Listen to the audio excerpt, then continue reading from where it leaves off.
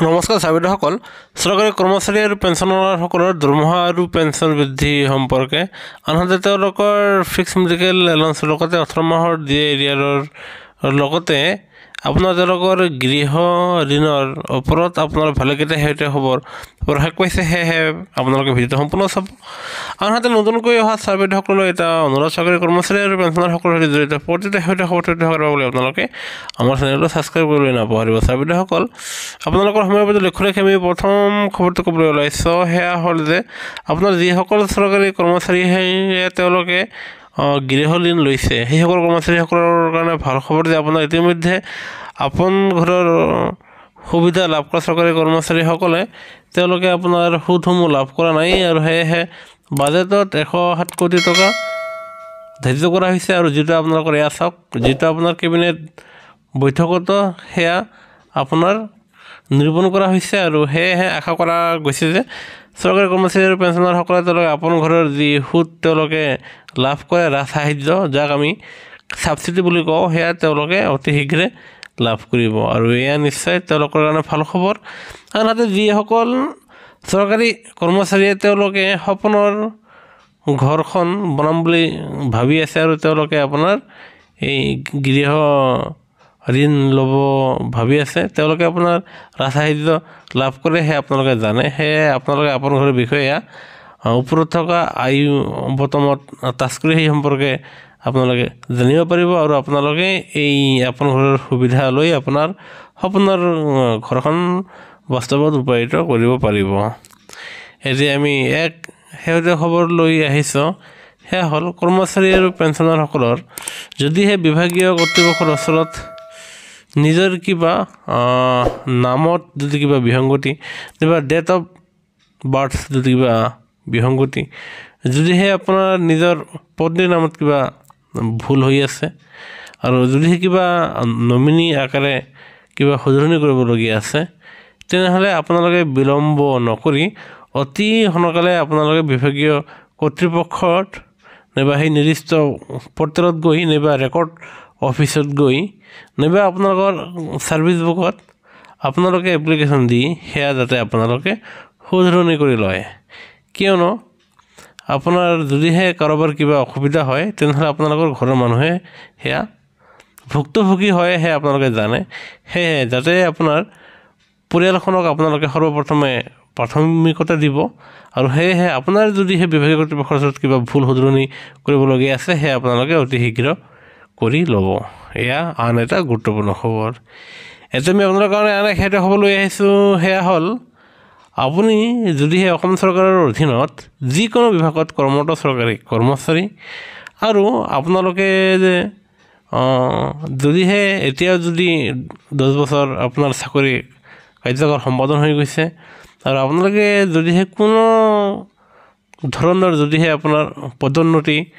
promotion লাভ কৰা নাই তেনেহ'লে আপোনালোকে অফিচত গৈ এই সম্পৰ্কে আলোচনা কৰিব পাৰে কিয়নো আপোনালোকৰ 10 বছৰ পাৰ হ'লে আপোনালোকে এটা টাইম স্কেলৰ সুবিধা লাভ কৰে যাক আমি MACP বুলিও কওঁ আৰু সেয়েহে টাইম স্কেলত আপোনালোকে কি সুবিধা লাভ কৰিব সেয়া যদি আপোনালোকে বিতংভাৱে জানিব খোজে এয়া আপোনালোকে ওপৰত থকা আই লিংকত টাচ কৰি আপোনালোকে টাইম স্কেলৰ বিষয়ে সবিশেষ ভিডিঅ' জানিব পাৰিব যিটো আমি আগতীয়াকৈ বনাই ৰাখি থৈ দিছোঁ আশা কৰিছোঁ আপোনালোকে উপকৃত হ'ব আৰু সেয়েহে আপোনালোকে এটা এক্সট্ৰা টাইম স্কেলৰ সুবিধা ল'ব পাৰিব আৰু তাৰ বাবে আপোনালোকে তাত আবেদন কৰিব লাগিব আৰু আবেদন কৰাৰ ফলত আপোনালোকে 3% অতিৰিক্ত দৰমহা পাবলৈ সক্ষম হ'ব যাৰ ফলত আপোনালোকৰ বেছিকত বাঢ়িব আৰু বেছিক বৃদ্ধি হোৱাৰ ফলত আপোনাৰ দৰমহা ভালেখিনি বৃদ্ধি পাব আৰু আপোনালোকৰ মূল স্কেল দৰমহাও বাঢ়ি যাব আৰু আপোনালোকে দৰমহাও বেছিকৈ পাব এয়া আপোনালোকৰ কাৰণে এক অত্যন্ত ভাল খবৰ আৰু আপোনালোকে নিশ্চয় বিভাগীয় কৰ্তৃপক্ষৰ সৈতে এয়া আলোচনা কৰি ল'ব এতিয়া আমি ক'বলৈ ওলাইছোঁ যে যিসকল কৰ্মচাৰীয়ে 2024 নাইবা 2025 চনৰ ভিতৰত তেওঁলোকে অৱসৰ গ্ৰহণ কৰিব তেনেহ'লে আপোনালোকৰ কাৰণে এটা ভাল খবৰ যে আপোনাৰ বিভাগীয় কৰ্তৃপক্ষই আপোনালোকৰ ছাৰ্ভিচ বুক আদিকে ধৰি আপোনালোকৰ আন ডকুমেণ্টসমূহ আপোনাৰ পুনৰাই ভেৰিফিকেশ্যন কৰি আছে যাতে আপোনালোকে সময়মতে পেঞ্চনৰ সুবিধাসমূহ পাব পাৰে আৰু সেইবাবে বিভাগীয় কৰ্তৃপক্ষই ইতিমধ্যে জাননী আকাৰে সেয়া প্ৰকাশ কৰিছে আৰু যাৰ ফলত আপোনালোকে আপোনালোকৰ ছাৰ্ভিচবুক আদিকে কৰি আন আপোনাৰ এপইণ্টমেণ্ট আনহাতে পান নম্বৰ আধাৰ নম্বৰ সেয়া আপোনালোকে ভেৰিফিকেশ্যন কৰিব লাগিব আনহাতে আপোনালোকে অৱসৰ গ্ৰহণ কৰা নিৰ্দিষ্ট দিনৰ 6 মাহ আগত আপোনালোকৰ নিজৰ জিলাত থকা পেঞ্চন সেৱাত গৈ আপোনালোকে কৃতজ্ঞতা পৰ্টেলত আপোনালোকে তাত আবেদন কৰিব লাগিব আৰু যাৰ ফলত আপোনালোকে যিদিনাখনে অৱসৰ গ্ৰহণ কৰিব সেইদিনাখনে আপোনালোকে পেঞ্চন পাবলৈ সক্ষম হ'ব আৰু এয়া নিশ্চয় অসম চৰকাৰৰ এটা আকৰ্ষণীয় পদক্ষেপ আপোনালোকে জানে যে আগতে আপোনাৰ কৰ্মচাৰীসকলে অৱসৰ গ্ৰহণ কৰাৰ ফলত আপোনাৰ বছৰ ধৰি তেওঁলোকে আপোনাৰ পেঞ্চনৰ পৰা বিৰত আছিল সেয়েহে যদিহে আপোনালোকে নিৰ্দিষ্ট দিনত পেঞ্চন নাপায় তেনেহ'লে ঘৰখন আপোনাৰ আৰ্থিক অনাটনে দেখা দিয়ে কিয়নো দৰমহাৰ টকা কেইটাৰে যিহেতু আমি ইমান দিনে পৰিয়াল পোহপাল দি আছোঁ সেয়েহে যদিহে আপোনালোকে নিৰ্দিষ্ট দিনত আপোনালোকে অৱসৰৰ দিনাখনে যদি আপোনালোকে পেঞ্চন পাবলৈ সক্ষম হয় PPA পাবলৈ সক্ষম হয় তেনেহ'লে আপোনালোকৰ প্ৰত্যেক জিলাতে আপুনি যিখন জিলাৰ বাসিন্দা নহওক কিয় তাত পেঞ্চন সেৱা গৈ আপোনালোকে কৃতজ্ঞতা পৰ্টেলত যাতে আবেদন কৰি লয় এতিয়া আমি আন শেহতীয়া খবৰ দিবলৈ ওলাইছোঁ সেয়া হ'ল আপোনাৰ ফিক্স মেডিকেল এলাউন্সৰ বিষয়টো আপোনাৰ বিভাগে সেয়া ওলমাই ৰাখিছে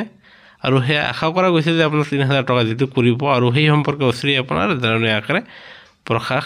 পাব আমি আন শেহতীয়া খবৰ দিবলৈ ওলাইছোঁ সেয়া হ'ল আজি আপোনাৰ ৰাজ্য চৰকাৰে কাজি নেমু আৰু এই কাজি নেমুক আপোনাৰ ৰাজ্যিক ফল হিচাপে বিবেচনা কৰিছে আৰু যাৰ ফলত কাজি নেমুৱে আপোনাৰ বিশ্ব স্তৰত চিনাকি পাবলৈ সক্ষম হ'ব এতিয়া ক'বলৈ ওলাইছোঁ যে আপোনাৰ অসম চৰকাৰৰ অধীনৰ ঠিকাভিত্তিক কৰ্মচাৰী মাষ্টাৰ ৰোল কৰ্মচাৰী টিউটৰ কৰ্মচাৰী চতুৰ্থ বৰ্গৰ কৰ্মচাৰী আনহাতে পেঞ্চনাৰসকলে তেওঁলোকে আপোনাৰ ৰেচন কাৰ্ডৰ সুবিধা লাভ কৰিব আনহাতে তেওঁলোকে 5 লাখ টকাৰ বিনামূলীয়া চিকিৎসা আঁচনিৰ সুবিধা লাভ কৰিব তেওঁলোকে আয়ুষ্মান আঁচনিৰ অধীনত হ'ব আনহাতে তেওঁলোকে বিনামূলীয়া চাউল লাভ কৰিব আৰু ইয়াকে লৈ আপোনাৰ কেবিনেটত এক শেহতীয়া আলোচনা হয় আৰু যিটো আপোনাৰ অনুমোদন লাভ কৰে আৰু এয়া নিশ্চয় আপোনাৰ কৰ্মচাৰীসকলৰ কাৰণে অত্যন্ত ভাল খবৰ আৰু সেয়েহে গুৰুত্বপূৰ্ণ ভিডিঅ' কেইটা প্ৰকাশ পোৱাত আমি পোনে আপোনালোকৰ মাজলৈ লৈ আহিলোঁ ভিডিঅ'টো নিশ্চয় লাইক দিব আনহাতে চৰকাৰী কৰ্মচাৰী আৰু পেঞ্চনাৰসকলৰ সৈতে জড়িত প্ৰতিটো খবৰ তথ্য পাবলৈ আপোনালোকে আমাৰ চেনেলটো ছাবস্ক্ৰাইব কৰিবলৈ নাপাহৰিব ভিডিঅ'টো চাবৰ বাবে ধন্যবাদ